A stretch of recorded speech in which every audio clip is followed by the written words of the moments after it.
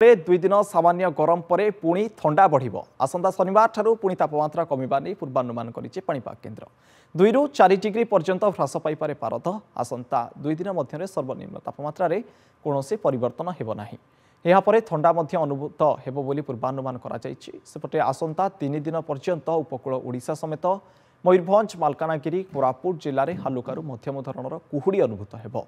गुरुचा बलयर उपस्थिति तथा पश्चिमा झड़र आगमन हेतु उपकूल ओडिशा तथा पार्श्ववर्ती जिलागुड़िक घन कुहुड़ी दृश्यमान हेब।